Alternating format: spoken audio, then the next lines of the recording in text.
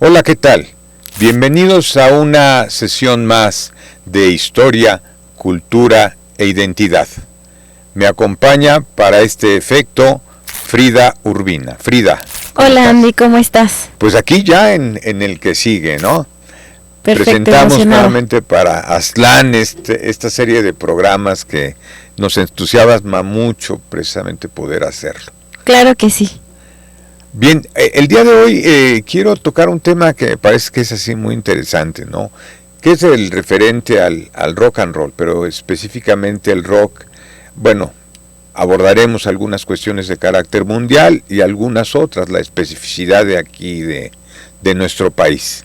Entonces, quizás se puede tomar como referencia el Festival de Avándaro. Sí, una parte de estas, vamos a platicar del Festival de Avándaro. Es un festival muy citado.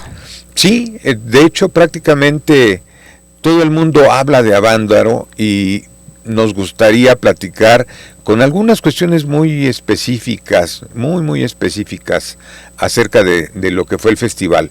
Porque hoy día hay enfoques que van desde los que eminentemente de carácter comerciales, ¿no? Las ideas comerciales que imperaron en el festival y que olvidan todo lo que estaba atrás o estuvo atrás del festival precisamente, ¿no? Pero para hablar de esto tendríamos forzosamente que hablar del rock. Sí, primero tenemos que empezar con la introducción sobre qué es el rock. Exacto.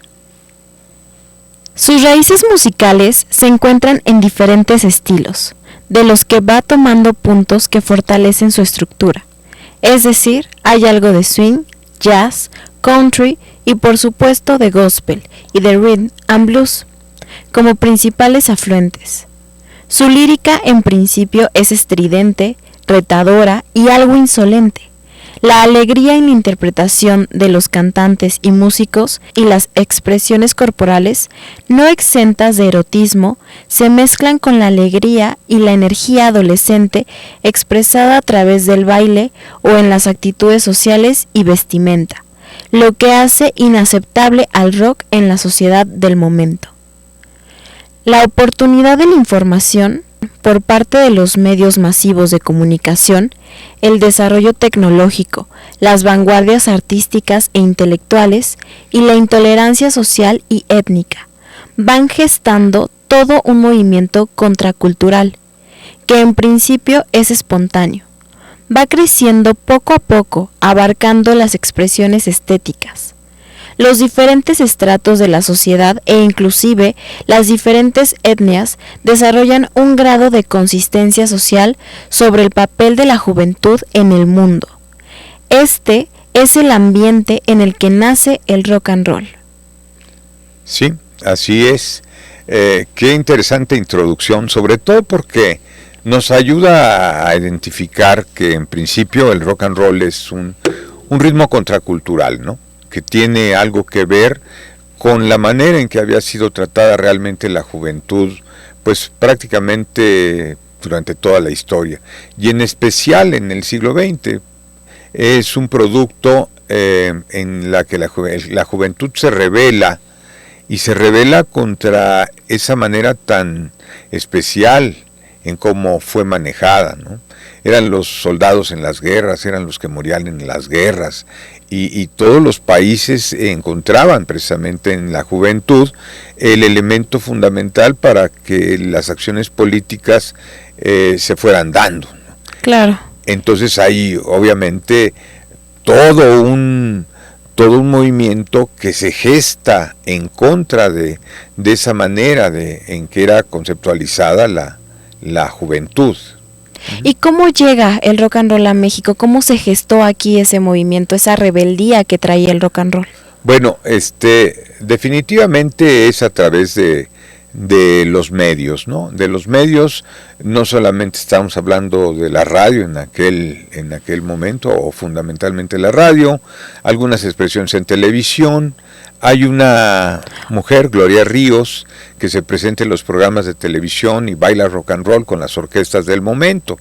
Y pues ahí es donde dicen empiezan a hacer el rock and roll en nuestro país. Muchos de los viejos rock and rolleros te dicen también que fueron al cine a ver una película en que salía Bill Haley y sus cometas, y toca una canción muy especial que se llama Rock Around the Clock, y que bueno, al escuchar esos sonidos, al ver bailar a la juventud, pues todos los que iban a ver esa película salían contagiados de esto, ¿no? Y fue la primera gran película que llegó a México con este tema, pero también obviamente lo poco que llegaba a escucharse en el radio de aquella época, ¿no? Así es como nace, pero también obviamente hay que entenderlo, las condiciones que se presentaban en otros países son las que se presentan acá. Por eso tiene efecto, este impacto aquí en nuestro país, y poco a poco va bajando, ¿no? De quizá, diría, de los espacios eminentemente de carácter de los medios, ¿no? Uh-huh. A que ya sea un efecto específico en la conducta de los muchachos, de las juventudes en las ciudades, o sea, no solamente en la Ciudad de México, ¿no? En las otras ciudades grandes del país, y sobre todo, bueno, la influencia muy especial que tiene esta música en la frontera, ¿no? Hay que reconocer que muchos de los grandes músicos rock and rolleros no son de las principales ciudades, sino provienen de las ciudades de la frontera, ¿no?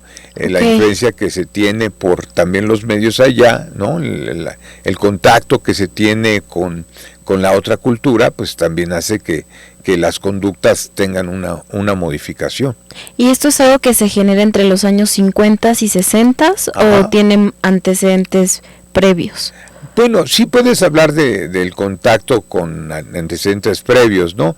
Inclusive uno de los más grandes comediantes mexicanos, Tintán, es uno de los ejemplos de esta influencia que tenía la manera de vestir, la música, la manera de cantar, ¿no? Para que él haga, pues vamos a llamarle así, siente la base de lo que va a ser su trabajo en la comedia, ¿no? El famoso Pachuco, ¿no? Okay. La manera en que cantaba, la manera en que se desarrollaba, bueno, es producto de este proceso, ¿no? Bicultural, uh-huh, que está entre las personas que viven en la frontera. Uh-huh. Y bueno, el rock tiene algo que me parece que es muy importante, ¿no? Para los efectos nuestros, en efecto, hay también esta situación de opresión, ¿no? A las ideas, a las formas de sentir o de pensar de la juventud. Entonces, una manera también de empezar a expresar lo que por naturaleza el joven tiene, ¿no? O sea, todas estas formas de sentir y de entender la vida, claro, que pudieran ser y eran total y absolutamente cuestionadas, ¿no? Los querían no a la juventud que pudiera expresar su opinión, ¿no? Sino a la juventud que siguiera lo que se le decía que tenía que seguir. ¿Y antes de el rock and roll había algún género que marcara este tipo de rebeldía o fue realmente el parteaguas del rock and roll? Bueno, sí hay géneros muy interesantes y nos podemos remitir a películas, por ejemplo, de la época, ¿no? Hay ritmos que causan furor en la juventud mexicana, claro, ¿no? Uno de ellos es el mambo, ¿no? O sea, el carácter ritmos afroantillanos, ¿no? No quiere uh-huh, decir que no se escuchara los boleros de los Panchos, de los Haces, de los Diamantes, claro, uh-huh, que también se oye ese tipo de música, música tropical también, ¿no? Obviamente el joven la bailaba y hacía sus eventos con base en este tipo de música, pero la expresión más fuerte que tuvo canalizar esta energía, sí, en efecto se da en términos del rock, ¿no? Y en las películas de mediados de los 50 hay muchas de ellas en las que se ve como parte medular del quehacer de la juventud, de una juventud en muchos sentidos estudiantes, muchos de ellos, que el rock empieza a impactarlos y sus temas, las tramas de las películas están entre cuestiones eminentemente de carácter de relación de la juventud, pero el fondo musical invariablemente es es el rock and roll, ¿no? Y es como empiezan a nacer las primeras agrupaciones mexicanas de rock, ¿no? ¿Quién podemos platicar, ¿no? De los Teen Tops, de los Rockin' Devils, de los Rebeldes, de los Locos del Ritmo, de los Crazy Boys, ¿no? Y bueno, todos estos temas, los temas que ellos interpretaban, que muchas veces eran covers, canciones en inglés que traducían al español y las cantaban, pues empiezan a tener este impacto en la juventud. Y no quiere decir que no hubiera producción propia, que también la hubo. Pero se empezó así, primero con covers. Sí, empezaron a escuchar los covers y después viene todo un proceso de composición. Y sí hay que decirlo, ¿no? Yo creo que en este sentido los primeros en América Latina en buscar un rock o en habla hispana, en genérico, ¿no? Es aquí en México. Es México. ¿No? Sí. Y bueno, algunas ideas por allá, vemos una película de Agustín Lara, de Luis Aguilar y Pedro Vargas, que se llamó Los Chiflados del Rock and Roll, bueno, pero que nada que ver, ¿no? Sin embargo, el decir rock, sí, el decir rock and roll ya como que marcaba ciertos niveles de distancia, ¿no? Y los grupos mexicanos empiezan a hacer su trabajo, empiezan a hacer sus composiciones, ¿no? Por ahí tenemos una muy especial de las mejores, de los Locos del Ritmo, una canción que se llamó Tus Ojos, de Toño de la Villa, que la vemos en una película de Capulina, de Viruta y Capulina, que se llamó Limosneros y con Garrote, y que la canta Kipi Casado, ¿no? Pero la verdad es que la canta mal, que hubiera sido, porque después el cantante de ellos fallece, y entonces al fallecer el cantante, hubiera sido un gran legado el que la hubiera cantado él en la película, pero pues no es así. Y sí la toman, poco a poco la televisión empieza a tomar el rock y empieza a hacer programas acerca del rock and roll. Grandes directores de orquesta como Sergio Esquivel, ¿no? Produce rock and rolls para la juventud, ¿no? Y en este caso, Esquivel, uno de los mejores directores y músicos mexicanos, hace un rock and roll que le da la vuelta a toda la juventud mexicana, un rock and roll que se llama Goya Universidad, que invariablemente en todas las festividades se tocaba, y es parte de lo que se da ahí, ¿no? Estos primeros grupos, ¿no? Y lo que sí hay que decir, y esto me parece muy importante, es que los muchachos cuando empiezan a hacer sus grupos aquí en nuestro país, tienen que superar una serie de limitaciones, ¿no? De entrada, una de las grandes limitaciones era el poder tener acceso a la tecnología con la que se producía el rock, es decir, guitarras eléctricas, bajo eléctrico, quizá órganos, la cuestión de la batería, ¿no? Sí. Eran muy caras, ¿no? Las tenían que importar.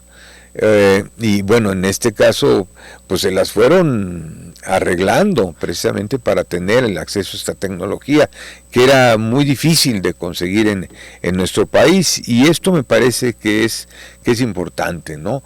Porque va aparejado el esfuerzo para hacer rock con este también esfuerzo que ellos hicieron precisamente para poder allegarse de los instrumentos musicales.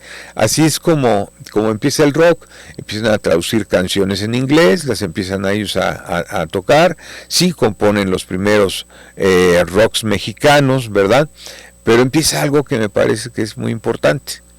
El movimiento de rock viene también aparejado, como habíamos dicho al principio, con un fenómeno muy especial que es la represión, ¿no? Al propio movimiento.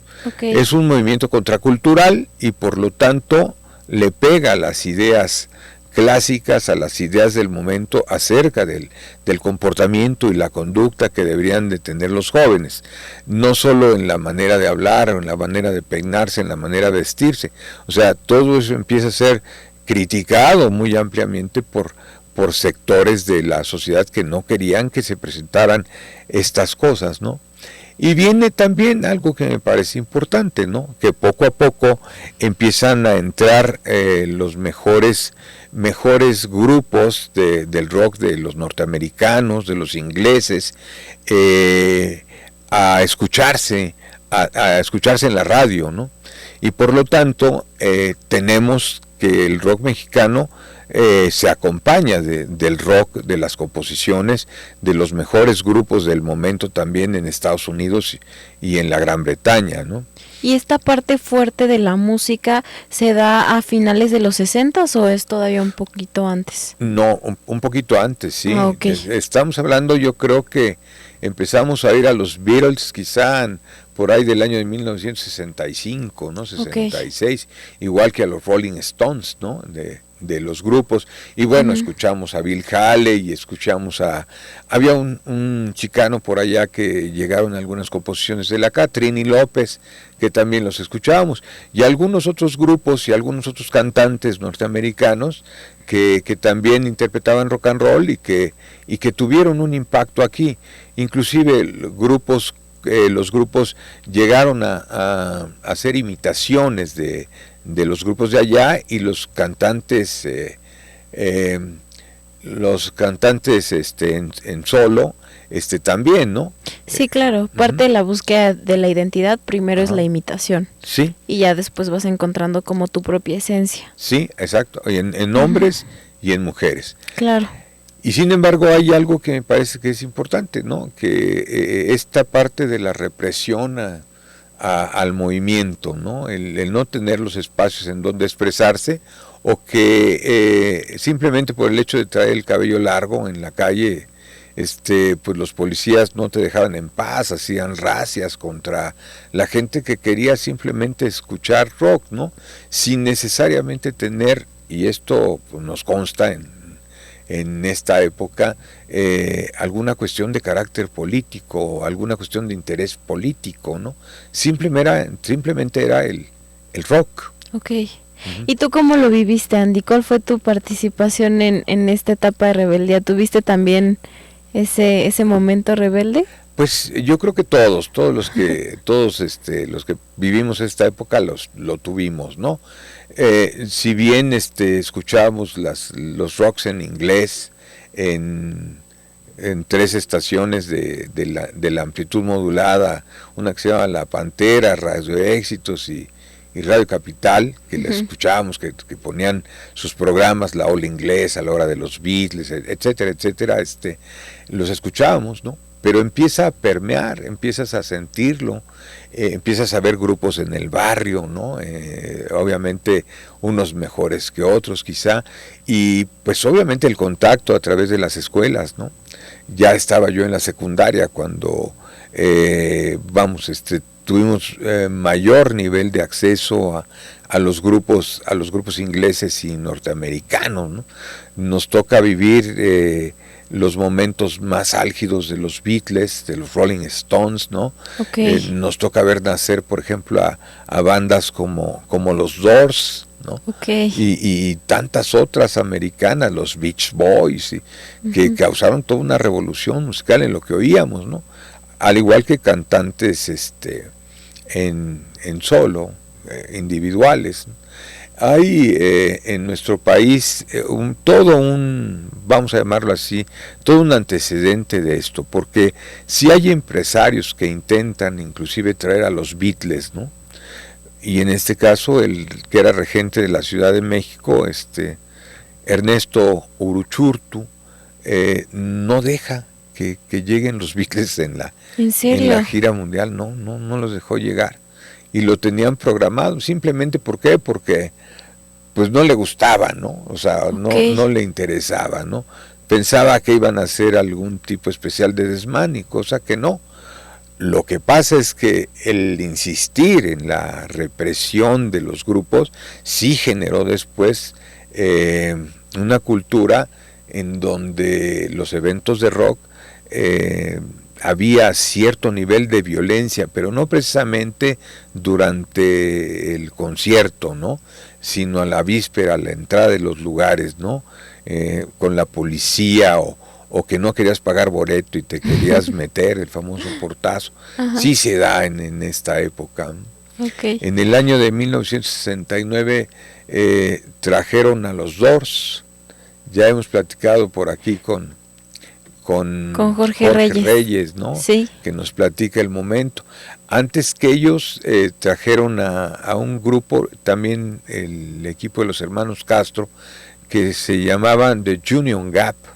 Okay. Era una música pues bien fresa para el momento, pero pues al fin americanos. Trajeron a otro grupo que se llamó Los Pájaros, The Birds. Sin embargo, el concierto no se pudo dar, o sea, hubo un escándalo tremendo, no pudieron subir los Union Gaps, hubo por ahí algunos problemas en la parte de la organización, ¿no? Y tengo una duda, ¿por qué The Doors sí pudo entrar, pero a los Beatles no los dejaron? Porque cuando llegaron los Doors en el 69, el regente ya no era Uruchurtu, número uno. Okay. Y número dos, se medía también el efecto de lo que había sido ya el movimiento del 68, ¿no? O sea, sí, ya había pasado. Año. Uh-huh. Entonces todo esto juega un poco, ¿no? A Sí, ver claro. cómo se comportan, o sea, tampoco fue así tan al azar, ¿no? Otro grupo norteamericano que estuvo acá con nosotros fue los Monkees, ¿no? Que hasta un programa de televisión tenían, ¿no? Y dices tú, bueno, eran así como comediantes, ¿no? Okay. Y aquí estuvieron, ¿no? Y fue de lo poco que aquí a la Ciudad de México llegó, que no quiere decir que no, por ejemplo en Tijuana, ¿no? Que era bastante más abierto el proceso del rock. Allá sí hubo algunos conciertos en la Plaza de Toros de Tijuana y llegaron los cantantes que en su momento estaban teniendo un buen nivel de éxito en Estados Unidos. Estuvo Eric Burdon, estuvo Iron Butterfly, estuvo una banda de rock muy revolucionaria para su momento con metales, la banda Chicago, en aquel tiempo todavía se llamaban Chicago Transit Authority, y dejaron que algunos grupos mexicanos estuvieran también en los conciertos. De aquella época data un grupo que después veremos en el Festival de Avándaro que se llama Peace and Love, que alternó con ellos en este espacio. Por ahí está el flyer del evento, es un 13 de octubre de 1968. Okay. El 13 de octubre acababan de ser inaugurados los Juegos Olímpicos en la Ciudad de México, ¿no? Entonces ya estaban las competiciones aquí en la Ciudad de México y ya estaban en la cuestión del rock, ¿no? Del rock, en el concierto. En el concierto de rock. Lo que me gusta mucho que mencionas con todo esto es que yo tengo un contexto amplio de la situación de cómo se vivía el rock a cuestión rebeldía por la película que salió hace poco, no sé si lograste verla, de Elvis Presley. Sí, cómo no. Ajá, y me gusta mucho que en esa película retratan que cuando él da los conciertos, la gente se vuelve loca, o por decir, esta parte como de la sexualidad de las mujeres, que sienten atracción hacia Elvis y lo muestran mucho en los conciertos, y era como una blasfemia y un insulto, ¿no? Sí. Y los movimientos de Elvis. Y llega también como golpe, como del pánico satánico y las letras, y si en realidad están, no sé, insinuando cosas del diablo, etcétera, y esta represión, ¿no? Y que empezaron a Elvis a intentar decirle, ¿sabes qué? Bájale a tu esencia, bájale a tus movimientos en escena, como que hazlo más ligero y todo, y él se rebelaba, y era cuando ganaba más gente, pero tenía problemas creo que con el Estado, con las autoridades y todo. Me imagino que fue algo que pasó con las bandas o los grupos en general de rock en toda esa época. Sí, claro. Sin embargo, sí, o sea, bien lo dices, ¿no? Siempre se empieza con, bueno, en el caso de Elvis, ¿no? Empieza con una línea muy especial en sus movimientos, ¿no? Y específicamente el famoso rock de la cárcel, ¿no? Que es así como que cómo le vas a cantar a un reo, a una persona que tiene una deuda con la sociedad y todo eso. Sí, claro, ¿no? Y en efecto, él no llega a la televisión con Ed Sullivan sin cierta censura, ¿no? Ciertos niveles de censura, claro que llega con esa censura, y no solamente él, no sé, cuando se presentan los Beatles no hay ningún problema, pero cuando se presentan los Stones, con Ed Sullivan, sí, el programa más grande de los Estados Unidos de frontera a frontera, sí le dicen, oye, en tu letra, ¿qué dices esto? Pues cámbiale tantito, ¿no? Para que no se sienta así. Sí había censura, ¿no? Sí, y claro. el único que brinca esa censura, los únicos que brincan esa censura, no les importó, con todo y la advertencia de los productores del programa, fueron los dos, ¿no? Ah, ok. Sí, ahí sí. Ajá. En donde es una frase que es así como una provocación que le dice a la chica, ¿no? De que podemos subir más alto, es decir, podemos seguirnos drogando. Entonces para los americanos era, wow, eso que está pasando, ¿no? Okay. Y bueno, allá converge mucho este desarrollo del rock con todo el movimiento de los afro-norteamericanos, ¿no? Con Martin Luther King y con toda la gente que está alrededor, o sea, sí se multiplica y con mucho, ¿no? Okay. De hecho, el que empieza a denominar el que le pone rock and roll es Alan Freed. Es un DJ que tenía su programa en la radio, ¿verdad? Que es el primero que le dice rock and roll. Sí, claro, eso es muy importante. ¿Por qué se llama rock and roll? Es la mezcla, él lo cita así, pero más yo creo más que nada por la propia fuerza que quiere decir rock and roll, o sea, rock de una roca y roll, la vuelta de una roca, ¿no? Una cosa así. O sea, dice, ese es el impacto que quería justificar. Y bueno, Alan Freed en su programa lo cita así, y es uno de los que pasaba a los grupos negros, ¿no? Y pasaba a los grupos blancos, y pues en ese momento pesaba todavía demasiado la segregación, ¿no? Sí. Que después, bueno, el tremendo movimiento de segregación en los 60s, que asesinatos y tantas cosas, ¿no? Muy para los norteamericanos fue un camino muy azaroso, que no quiere decir que no lo haya sido también para los mexicanos dentro de los mismos parámetros, ¿no? O sea, sí es complicado también aquí en México el rock. Pero lo bueno fue que, aunque había intentos de represión y todo, fue un progreso que sí se dio, ¿no? Con sus respectivas dificultades, pero no hubo, según yo, ningún grupo que literal lo hundiera la censura o algo así. Lo bueno es que recuerdo que no hay ninguna banda, ningún grupo que tuviera problemas con esta represión, o sea, que realmente lograran apagar alguna banda con todos estos intentos de represión que hubo. Todas lograron salir adelante, ¿no? Pues más o menos. El detalle de esto es que de las bandas de aquí tuvieron un desarrollo, ¿no? O sea, está muy marcado lo que podían hacer, y viene de muchos músicos de la frontera, ¿no? Okay. Es el caso de Javier Batis, y vienen grupos de la frontera. Es el caso de, pues no sé, de los Absons, ¿no? Gente que llega acá con otra idea totalmente diferente y se integra a las bandas, se desarrollan nuevas bandas de rock mexicano. Sin embargo, hay algo que me parece también que es fundamental, que la industria discográfica da un giro y empieza a limitar la presencia del rock de los mexicanos en los viniles. Es decir, ya no grababan tanto, ya no tenían tantos éxitos, porque la intención era promover a los artistas locales en Estados Unidos e ingleses aquí en México. Entonces les va reduciendo a las bandas mexicanas de rock mexicano este espacio, para que empiecen a salir bandas que tocaban más bien covers. O sea, es una mezcla. Sí hay un impacto en esto que hacen las disqueras, total. Es un impacto que limita, ¿no? Claro, sí hay que decir que la etapa en la que estaban muchas de las bandas que llegaron, o de de la música que trajeron estaban en otro nivel, o sea, un nivel bastante más desarrollado, ¿no? Bastante más fuerte, ¿no?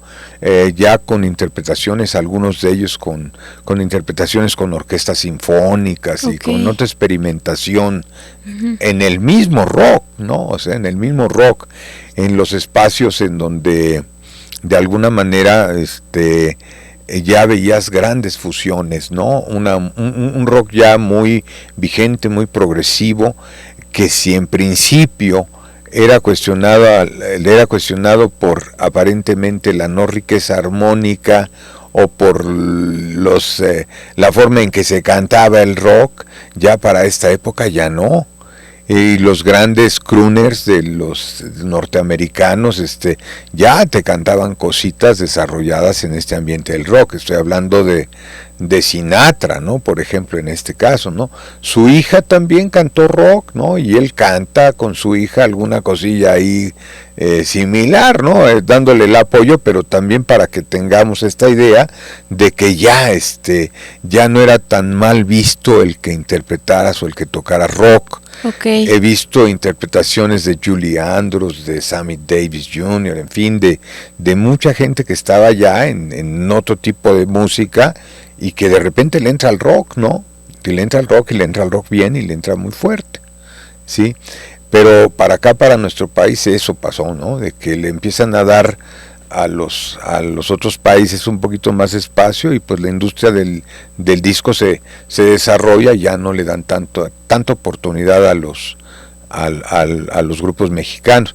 Este era el ambiente, ¿no? de finales de los 60s, principios de los 70s, ¿no? Claro que también la información que venía de Inglaterra y de los Estados Unidos principalmente acerca del rock hacía que hubiera, información acerca de los grandes masivos que ya, por ejemplo, en Estados Unidos se daban, ¿no? Desde la época de los Beatles, que son de los que inician, son grupos que inician estos movimientos de los conciertos masivos, ¿no? Al tocar en estadios, ¿no? En estadios de béisbol o de fútbol americano. Entonces ellos son, el último concierto de los Beatles es precisamente en el Estadio del Candelero en San Francisco, ¿no? Que ya es un espacio deportivo que es habilitado para que se toque rock. Hay otro concierto que es muy especial para los americanos, uno que se toca en el Shea Stadium, ¿no? Que era también de fútbol americano, el lugar, y de béisbol, ¿no? De uno de los equipos ahí de Nueva York, que no son los Yankees, ¿cómo se llaman? Los Mets de Nueva York. Sí, nos ayudaron desde cabina. Se me olvidó el nombre. Porque a mí si me preguntas de fútbol, Andy, yo no te puedo ayudar. Ese es de béisbol. Béisbol tampoco. No te puedo ayudar. Sí, y que también es uno de los conciertos que inclusive está debidamente filmado. O sea, estos masivos ya se daban en Kansas City, también en el estadio de Kansas, hasta hacen un rock específicamente para el estadio de la Flecha de los Jefes de Kansas City, y después brincan de estos espacios eminentemente desarrollados para espectáculos deportivos a uno que fue quizá el primer gran espectáculo masivo, que es en California, en Monterrey, California. Es el primer gran espectáculo, se presentan las grandes bandas, grandes promesas, ¿no? Y de ahí pues igual viene una copia de parte de los ingleses. Hay un par de conciertos especiales en Inglaterra, me acuerdo mucho que está inclusive hasta grabado, es en el, a ver, espérenme tantito, Hyde Park, sí, uno que es muy especial de los Rolling Stones en Hyde Park, que se presentan los Stones en este lugar, ya sin el primer guitarrista Brian Jones, todavía no moría, pero ya no pertenecía a los Rolling Stones, ¿no? Y en la isla Wright, también allá en Reino Unido, desde 1968 hacen conciertos. Esta tuvo varias repeticiones del concierto, y bueno, el espectáculo masivo que más atrae las cámaras de este proceso es el que se da en Woodstock en el año de 1969, ¿no? En donde hay participación de varios mexicanos, ¿no? Uno de los más especiales es el baterista del Canet Heat, Fito de la Parra, que Fito de la Parra había participado en todo el proceso de formación de los primeros grupos de rock aquí en nuestro país. Okay. Después emigra, se va allá, estupendo baterista, agarra a Canet Heat es invitado, grupo californiano es invitado a la costa este, a Woodstock, a que toquen este concierto. Es el mismo caso de Carlos Santana, ¿no? Carlos Santana, sí, claro, que en este caso, estando en San Francisco, todavía no sacaba un primer LP, es invitado y rompe con todo esto, ¿no? O sea, su gran participación enorme, extraordinaria, ¿no? Y bueno, algunas otras personas de origen mexicano que estuvieron ahí en Gusto, como Joan Baez, que era una mujer cantante de música que se le llamaba en aquel tiempo de protesta. Joan Baez está ahí, y por ahí hay otro, lo puede ver uno en la parte que está Jimi Hendrix en Woodstock. Por cierto, remasterizaron toda la participación de Jimi Hendrix en Woodstock. Es maravilloso el timing que tiene ahí. Es un conguero, trae dos congueros en la banda en ese momento, Jimi Hendrix. Uno de ellos es Gary Vélez, también gente de origen latino, de origen mexicano, ¿no? Y bueno, este es Woodstock, ¿no? Después, bueno, hay otro festival de ese mismo año. Que me gustaría hacer una pausa porque, o sea, ¿en qué momento, antes de pasar a los acontecimientos del 70, en qué momento dejaron de ser simplemente conciertos de una sola banda a convertirse ya en festivales? 1967, como que dijimos en el de Monterrey.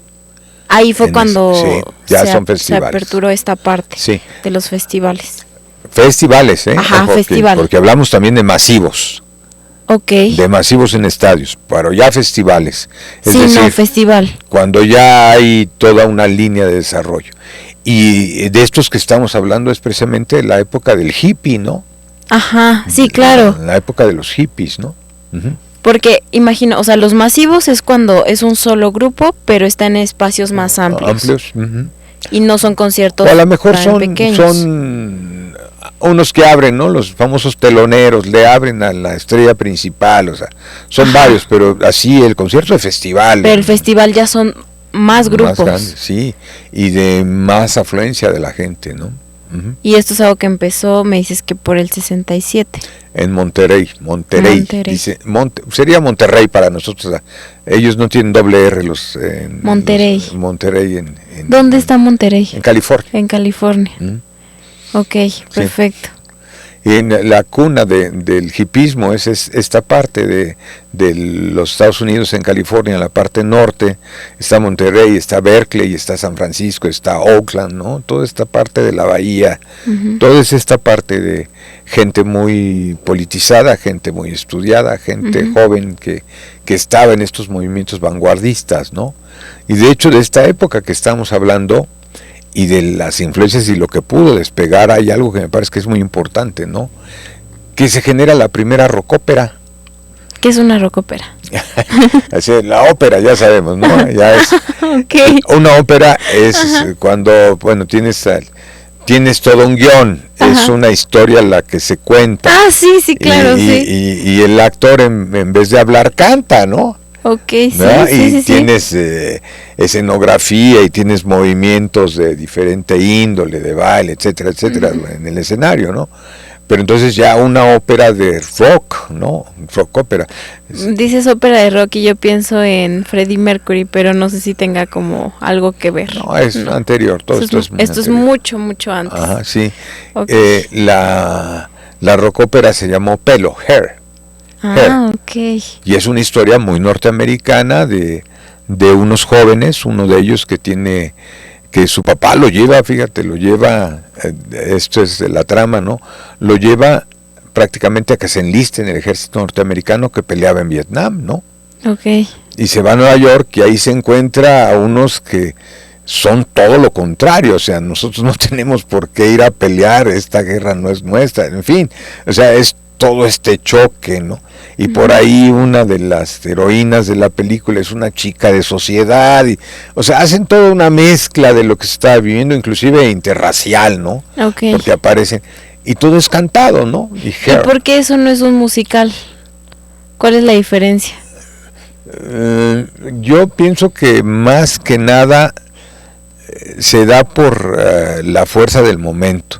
Okay. Que se convierte en musical, sí se convierte en musical, pero es diferente, por ejemplo, para mí, el ver esta rock ópera Tommy, con esa fuerza social, a ver un espectáculo que también podría decirte que es rock ópera, pero más apegada al musical, como es Jesucristo Superestrella, que es años posterior.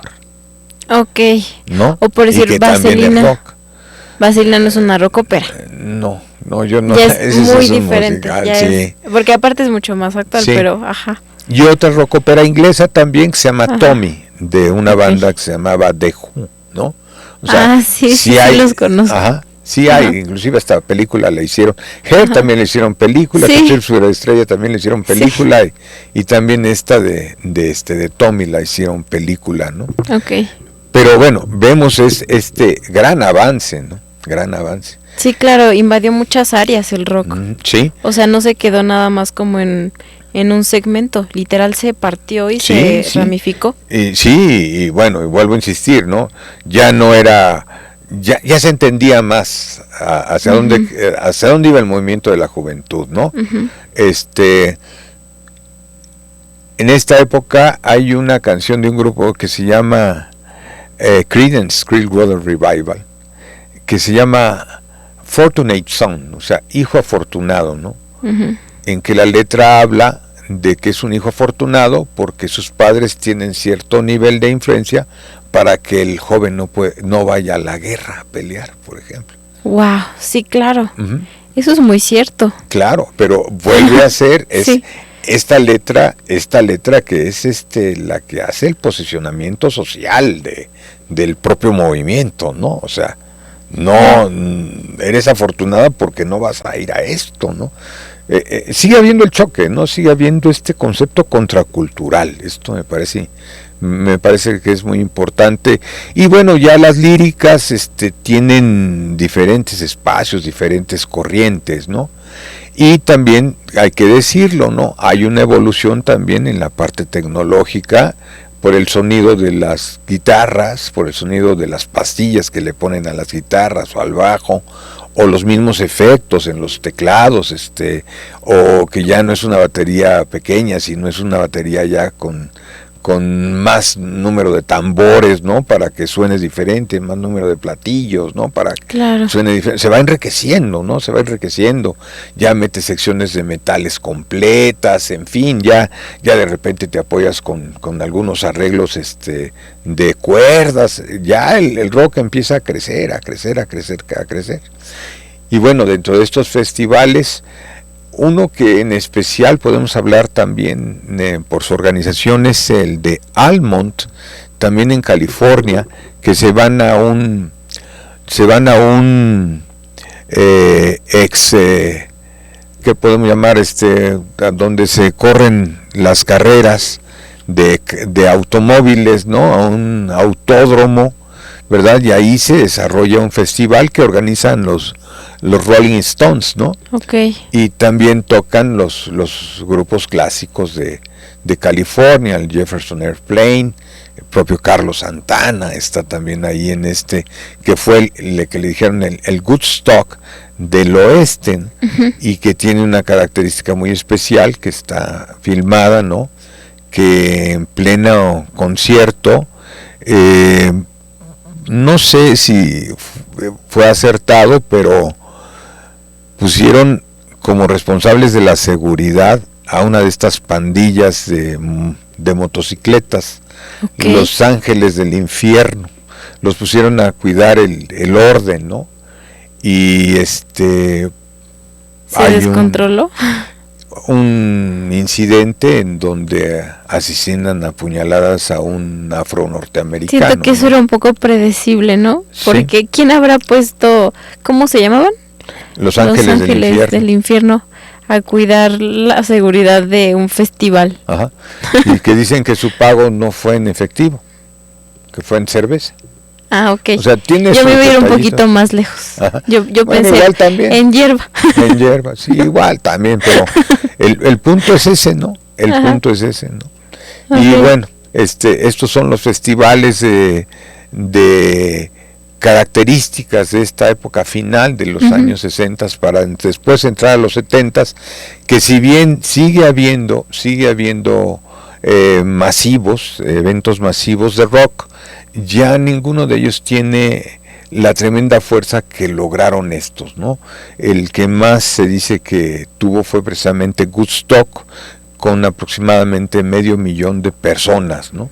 El de Almond dice que llegaron 300,000, ¿no? Y así 60, 70, 80, ¿no? Pero ya llegar a 500,000 de pesos en un espacio y que se oyera lo que se estaba tocando, para el momento fue algo que rebasó la expectativa. Entonces los festivales reemplazaron un poco a los masivos.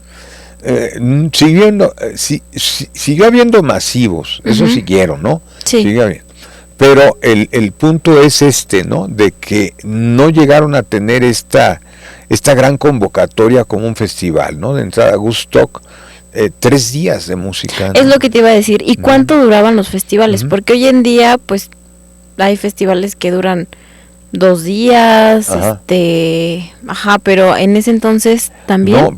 No, hay 3 días, pero Ajá.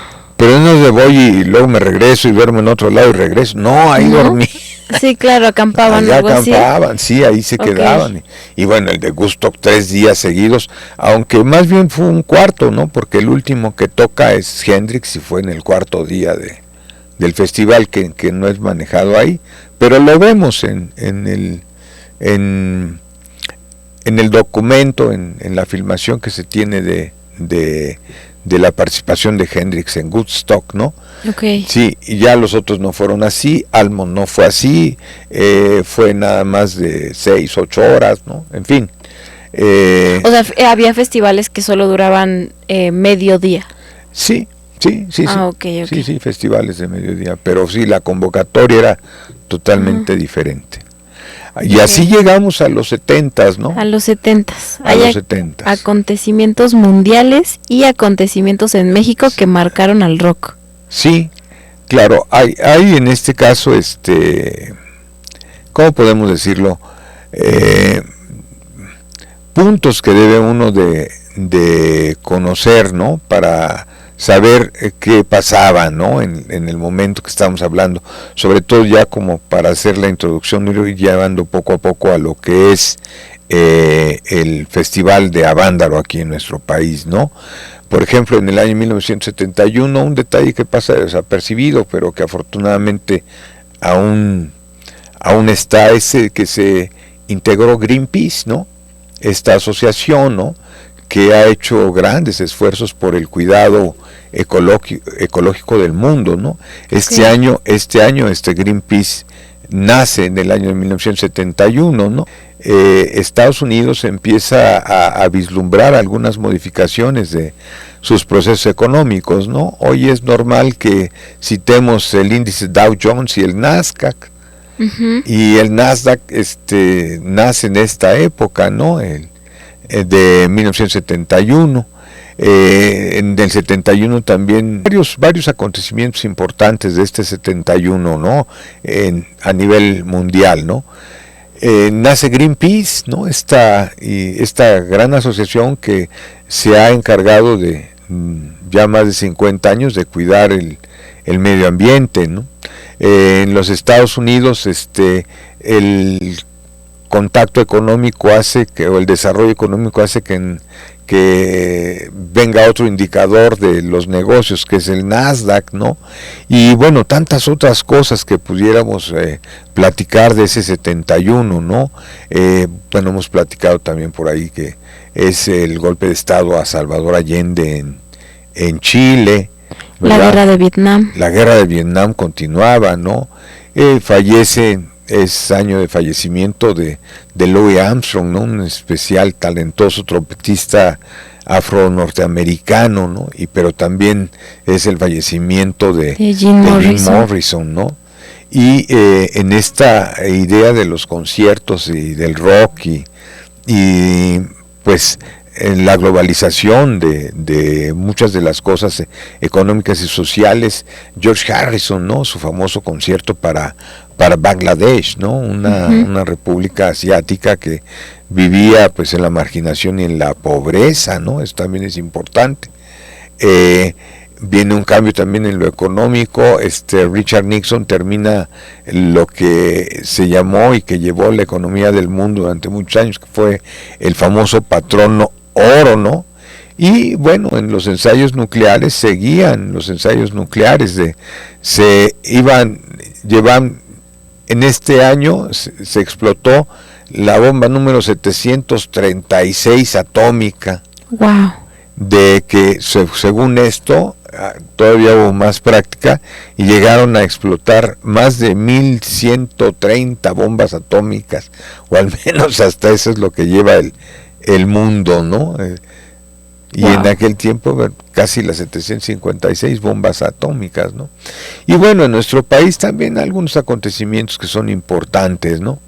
Para la gente de aquí de la ciudad, bueno, en enero del 71 se crea el famoso CCH, ¿no? El los colegios de Ciencias y Humanidades de la UNAM, de la ¿no? UNAM. Todavía en este 71, bueno, viene algo que me parece que es importante, ¿no? La liberación de los presos políticos del año del 68, ¿no? Se abren las cárceles aparentemente en un perdón que otorga el Estado, ¿no? Okay. Pero también en contrasentido de esto viene el famoso halconazo del 10 de junio, ¿no? Que es, como quiera que sea, uno de los eventos, y ahorita si quieres platicamos un poco más de esto, del proceso de agresión contra la juventud, ya enmarcado más en que era peligroso para el Estado el que se juntara la juventud. Sí. Y bueno, dentro de los ambientes estos de espectáculos, fíjense, en este año por primera vez sale el Chavo del Ocho. O sea, se estrenó en el 71. En el 71, Okay. Y en un canal alterno que no era de Telesistema Mexicano, de Televisa, ¿no? Que era ¿Sí? Televisión Independiente de México, se llamaba Canal 8. Por eso se llamó el famoso Chavo del Ocho, ¿no? No sabía el origen de su nombre, Sí. es por el canal en el que se transmite. En el que se transmite. Gómez Bolaños había trabajado mucho tiempo en Telesistema Mexicano, en Televisa. De hecho, él fue el guionista de uno de los programas de comicidad que duró más tiempo, donde se ven Viruta y Capulina, el Cómicos y Canciones. Él era el que hacía los libretos, ¿no? De los guiones de los programas, pero se independiza y se va al Canal 8 y ahí saca el Chavo del 8 y tantos otros programas de humor, ¿no? De humor blanco, de humor inclusive podríamos llamarle hasta infantil. También es importante este año del 71 para cierto sector de la música, porque sale el primer disco de Juan Gabriel. Okay. Es el primer disco de Juan Gabriel, que se llamó Alma Joven, ¿no? El Divo de Juárez. El Divo de Juárez, ¿no? Y para ahora que está más de moda el fútbol femenino y tantas cosas que han pasado, los campeones mundiales, en aquel 71 se organizó un campeonato mundial de fútbol femenil. Okay. Y en la final Italia contra México ganó Italia, fue campeón mundial Italia, pero ahí estaban las mexicanas, ¿no? Jugando a más o menos un nivel respetable el fútbol soccer femenil, que no es nuevo, ¿no? Ya tiene mucho tiempo. El impulso, ¿no? Y la manera en que lo están llevando ahora pues es totalmente diferente, ¿no? Y de esta época, lo que citamos del 71 es precisamente el Festival de Rock en Avándaro, el 11 y el 12 de septiembre. Un tema que vamos a desmenuzar. Más a espacio. Bueno, okay. Si algo tendríamos que platicar de la situación, si bien habíamos dicho la violencia en que se llevaban las cosas en aquella época, algo que tendríamos que platicar es que todo el mundo cita 2 de octubre o el movimiento estudiantil 68 y el 10 de junio, ¿no? Pero yo sí quisiera dejar sentado que no solamente fue eso, ¿no? Porque todos los que estábamos en las escuelas universitarias y politécnicas, ¿no? Sufríamos de algo que era el porrismo estudiantil, ¿no? Que eran los grupos pagados, ¿no? Grupos pagados por diferentes espacios del Estado, ¿no? Inclusive se dice que por algunas fracciones políticas, ¿no? Uh-huh. Y que la agresión a la juventud era sistemática, Es decir, los gángsters estos llegabas a la escuela hasta con miedo, ¿no? De ser vejado, ¿no? Claro. Que te quitaran tu ropa, que te quitaran tu dinero, que no te dejaran estudiar, ¿no? Y eso era totalmente permanente, ¿no? Permanente, o sea, pues la violencia no solamente se manifestó en estas que hubo muertos, ¿no? Pero uh-huh. Sino que también mantenían sistemas bien marcados de represión contra la juventud, ¿no? Claro. Uh-huh. La violencia estudiantil es algo que pues hasta la fecha podemos verlo, ¿no? Con estos asesinatos que han ocurrido en escuelas, que se sabe mucho que pasa en Estados Unidos, el denominado bullying, o sea, todo esto es algo que se mantiene tristemente, ¿no? Pero fíjate que ahí no era tanto no era tanto así. ¿Era más externo? Era más externo y más uh-huh. manejado, más inducido para que se diera, ¿no?